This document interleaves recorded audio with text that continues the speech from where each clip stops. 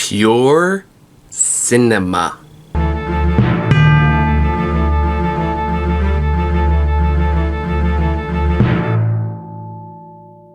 Hey guys, I'm finally back. I know I've been gone for a while. I think it's been about a month since I recorded the last video. A lot has happened between that and now, the biggest of which being that I lost my job. So, bad news is I don't have a full-time job anymore. Good news is I have a lot more time for this kind of thing now. So on that note, if you want to help me keep the lights on, Patreon description's in the description. So, yeah, anyway, so I have still been watching movies, not at the frequency I would like, but I am slowly starting to catch back up, and I'll have more time to catch back up now again that I don't have a full-time job anymore. So, but I didn't want to catch up on movies I have seen already and just kind of get something out for you guys to talk about. The first which I do want to talk about is a movie called Hundreds of Beavers, which is a movie that kind of like it was a small indie film. I think I only had a budget of $150,000. That kind of hit like the like smaller theater circuit like about a month or so back, and then finally went on streaming earlier this month. So then I sat down and watched it because I actually want to watch it for a long time. The closest theater I had was like over an hour away, and I just did not have the time or energy for that. But I did finally go see it, and it is fucking amazing. So for those who don't know what this is or haven't heard of it, Hundreds of Beavers is a very low budget, silent, black and white, well, mostly silent, black and white comedy that is very much in the vein of live action Looney Tunes, basically. It is like takes place like in the 19th century, where a drunken Applejack brewer or Applejack salesman gets his business hijacked by a bunch of beavers and has to survive in the wilderness, slowly becoming a fur trapper, and finds himself at the conspiracy of all these beavers and other animals who are all just dudes in furry suits, and shenanigans ensue. And it is probably one of the most creative and wild comedies I have seen in a very long time. I do, like, many people compare this to Looney Tunes, and that description is very much appropriate because that is the kind of tone and style it's going for. It's very slapstick. It's very creative in its slapstick. It's always pushing forward new ideas. It's always pushing forward, like, you never quite know where the film is going, and that's kind of what's wonderful about it.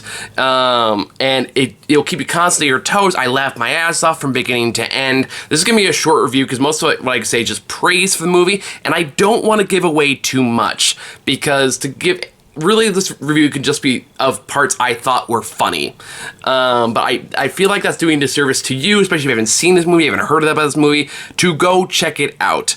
Especially if you like the very old school style of comedy. Like, again, I'm talking like Bugs Bunny, Daffy Duck, all the, like, again, I keep bringing up Looney Tunes because that's the most appropriate description for it.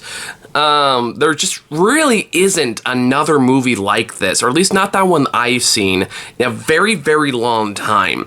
And I kind of wish there were more movies like this, a more diversity in the comedic landscape, because it is just a testament to imagination, to creativity, to showing how much you can do with very little. Again, this is very clearly a very low-budget film, but they make it work to their strengths. They make it work to everyone's benefit. Everyone's on the same page of exactly what they're making. No one has any illusions that this is more than what it is. But with that kind of creative freedom, this demonstrates how much you can do with that. How much you can do with these kind of more old school style of filmmaking. And it's fucking spectacular. I just... Go watch it. Like, I think you can stream it on Amazon. You could probably rent it anywhere now, but that's where I watched it.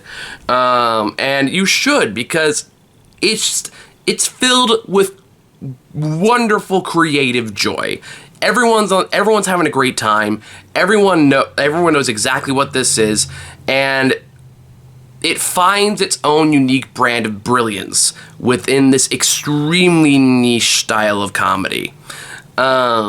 And it's just refreshing, you know, when so many comedies feel kind of just run-of-the-mill, kind of just, like, I don't know, just following a formula. This one is following a formula from, like, over 50 years ago. And that's what makes it work. And I Many people have already talked about this in greater detail than I can, and I really don't want to give anything away. So we're going to keep this one nice and short and to the point and just say this is a 10 out of 10 film. Highly recommend it. Hundreds of beavers. Well worth your time. I got a bunch of other movies I'm going to talk about today, but let this one just be a short 5-minute review and just speaking how wonderful this is. It's kind of like when I did the Weird Al movie review, and the whole review was just, this is awesome, go see it. It's that kind of film where I don't want to tell you any of the punchlines. I don't want to give anything away. I will say one last note is the set design and the way it uses effects and animation is also fucking great. It plays perfectly into the style. There is no raw note with this film. Everything plays into it exactly the way it wants to, and I have so much respect for it for that reason.